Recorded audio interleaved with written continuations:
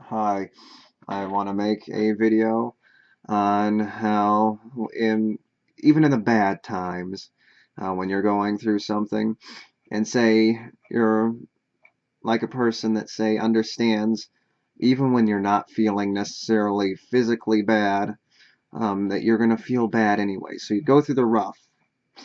You go through the rough to get nothing. And the basic idea that I wanted to mention was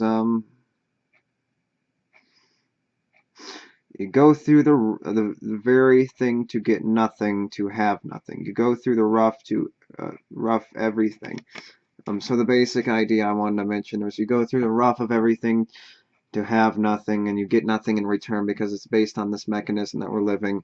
And it goes in another example I want to use in describing this circumstance and understanding it is that we're going through all these things to have something, and we have this thing. So you go through the negative circumstance to get something, you go through the work, you go through the effort to get something, to achieve something, and that thing that you achieve is something that you achieve. Okay, you have your money now, so you go through work and you get your money to get something else, and you lose your money, say in that instance, and you lose that, and then in reaction to that, you not only do you lose your money, you get something else, and then that something else only feeds part of the mechanism. So it's part of this mechanism. You have something to get nothing. In many cases, these things are temporary. You have, say, you buy a meal, and it's almost essentially buying nothing because you do that. You buy a meal, and generally speaking, you do that, and then you buy it so you can eat a meal, so that you can eat a meal again. So essentially, you go through the work, you get your revenue, and then that revenue gets you food, which in turn makes you survive, and that survival makes you want to eat again. It makes you go through the same old thing, the same old process over and over again, and that goes back to the idea that you go through all the rough everything to have something to get to have nothing essentially. It's just a middleman, and that's describing almost everything. You do this to achieve something, and in many cases, if there's an extra step, you do that to achieve something else. And it's like rolling the boulder up the hill. You're doing it a pointless process over and over again, and it's really just a process of realizing, even though you're at step number one, even if you're at step number three, you're going to be satisfied, but you know you're going to go right back to step number one in the process. And even some in many cases, even just recognizing exactly the mechanism that you're a part of, it becomes almost a detriment in realizing that's exactly the thing that you're a part of. You're part of the mechanism creating, going through this redundant process over and over again. And even if you're at the end process experiencing your joy and happiness, you realize it's just going to go right back to the same redundant process over and over again. It's fleeting, not only the process of joy and happiness that you're experiencing, but also um, it's not only fleeting, but it's also it's gonna end, and it's not only gonna end, you're gonna go right back to the beginning. You have to fight for it again. And in many cases, it's not gonna feel as good the second time as it was the first time, unless you go through a greater negative to get to the positive, or you achieve somehow a greater positive by going through the same negative, or just you need a greater positive, you need a negative, a greater deprivation to achieve a more of a positive or a more of a compensation. I think we all know that word well enough at this point. So you need to compensate to a general. You need to compensate to get the positive or the relief. You need the greater negative to make up for that, and you need more of a negative to get the positive that you want so much.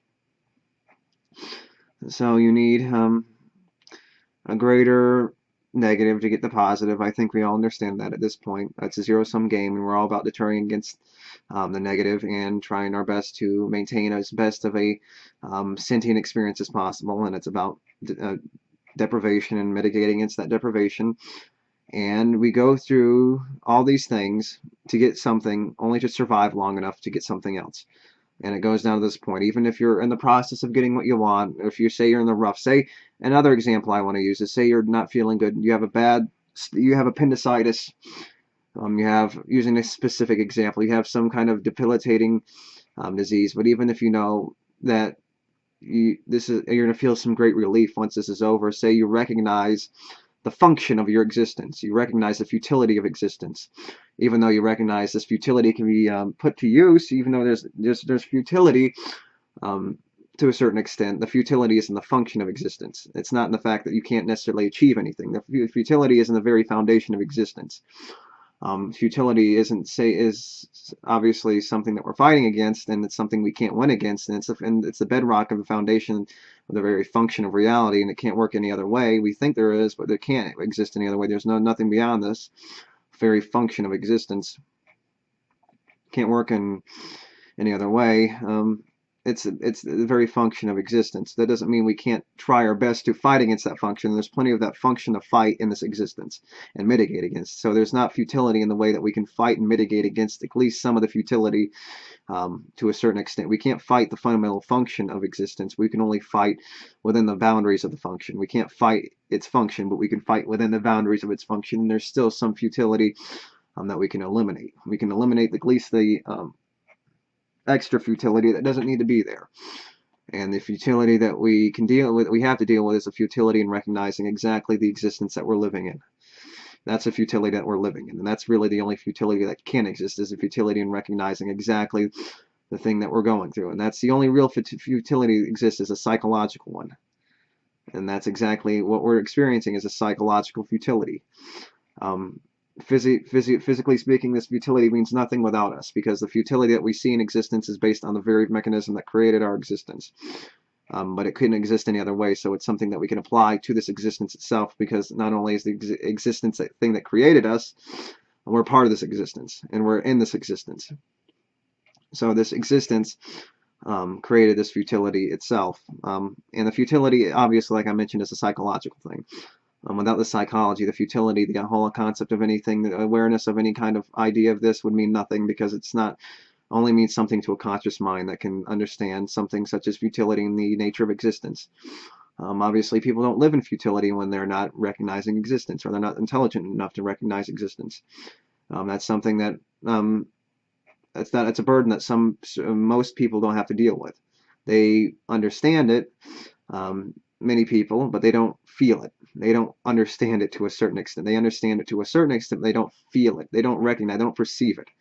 They understand it intellectually. They don't perceive the futility. And that goes to another subject. Not really another subject.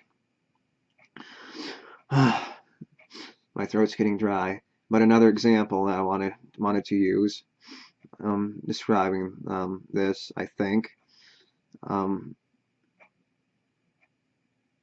But first, I kind of lost the example. I don't even think there was another example. But it's, yes, you're going through this stuff. And it is a psychological phenomenon, because this futility would mean nothing without us, and that's where we're applying our sentience as a description of reality. Even though we have to make a distinction between our sentience existing in this reality and the reality itself, this philosophy of our existence and value in this reality, and the hard science of describing reality itself, the thing that we're existing in is our psychology. Because our psychology, our projection, is the only thing that we have. And this mutual understanding between our peers, our other sentient beings, the other things that we interact with, our interaction with anything is all we have. Our projection happening, this interaction happening. And this interaction means something, but it's something that exists psychologically. Like I mentioned before, it wouldn't mean anything beyond the psychology existing and having this interaction, recognizing the existence. And in many cases, you can apply it to a certain extent to people that don't recognize it, or don't necessarily live it, or understand it perceptually, recognize the understanding of existence. It's a non-problem to many people, and understanding exactly the existence they're living in, recognizing the futility of the actions that you can take, and to a certain extent that can be applied. We're futile, and we don't necessarily know the certain ramifications of everything that's going to happen, because all this chaotic mechanism that's interacting is beyond our control.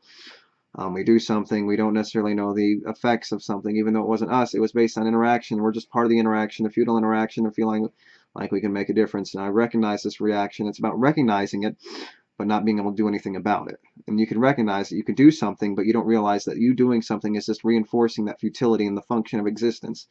Okay, I want to cure cancer, but I don't realize, even if I want to cure cancer, that whatever I do to cure cancer can have some, generally speaking, but we can have a reasonable expectation knowing what we're doing. We don't necessarily know the ramifications, direct ramifications and indirect ramifications of something like that happening. So that's another futile description of describing the existence that we're living in, how it is kind of futile, and there's only so much we can do. But it is a psychological phenomenon. The psychological phenomenon is the thing that creates the sentience, the harm capability, and it creates all these things, this ability to feel and sensate. And that's the thing that we're trying to fix. There's the sensation mechanism. And we can fight against it, and even though the very fundamental bedrock of existence can't be changed, we can fight within that existence. We can fight within the parameters of that existence, because there's no outside parameters of that existence. We're existing inside the existence, and I can describe it as best I can, but that doesn't mean it can be changed. So I can try my best. I can recognize it. Me recognizing it doesn't do anything. It just has another effect that we can hope has a better effect, generally speaking, on a whole is reality. But reality has already gone through the negative circumstances creating something. But all we can do is blame reality, but we can only blame the pieces in reality. And to a certain degree, I guess that's good enough for many people, is just blaming the pieces. Like I've mentioned before, you take the heel, and the circumstance doesn't take the heel, because the circumstance is an intangible philosophical contrivance in describing reality. These pieces moving in conjuncture and moving together in perfect harmony. Anyway, so back to the basic idea. You go through all these things to get nothing, to have nothing, to reinforce the same mechanism over and over again. And especially when you recognize you go through something, you have, like I mentioned, appendicitis, and then all of a sudden you recognize, even though you're gonna feel a relief once you're relieved of this physical ailment, you're gonna realize even once that's over, I'm gonna have to deal with the futility in recognizing exactly the fundamental the mechanism that I'm living in. And this mechanism is something I can only do so much to fix. I can only fix inside the boundaries that this thing is allowing me to fix inside the boundaries of. I can only fix it so much, and I have to fix within the parameters that it gives me. You know, sometimes you just have to say you have to deal with what you're given, and you can only fix it so much, because the harm and the thing that's been broken is going to be broken, and you can only try your best to fix it up. Glue it up. Use a rubber band. Use some glues. Use some tape. You can only do so much, and even if you bind it together with some with a blowtorch, doesn't mean it's going to be fixed completely. It's still broke, and the brokenness still happened, and that's already part of the past, and the pain already exists. And it means something because it still means something because it's something that led right to where we are now. So even if it's fixed completely, it still already happened, and it's something that happened that led to where you are now. So even if it's identically fixed, exactly photon to photon, atom to atom, cell to cell, doesn't matter. The harm has already been done. It didn't need to happen to begin with. It didn't need to happen to begin with. And that's exactly the point. It didn't need to happen to begin with. It's something that didn't need to happen. Sort of like you exist now, but it didn't need to happen, and you can only want to exist and not want to exist once you exist. And if you didn't exist, you wouldn't want to exist. And it's about not you killing yourself for not existing. It's about you preventing other people from existing in the future. And that's exactly the point we're trying to make. It's not about you not existing. Obviously, you exist now, and now try your best to be a part of the solution and not the problem. And I think that's all I need to say. So if I need to say anything else on the subject, if I forgot anything, which I think I did, like in many videos, I'll bring it up in the next video, or whatever video I can feel like I need to mention something in. So thank you, and until next time, bye.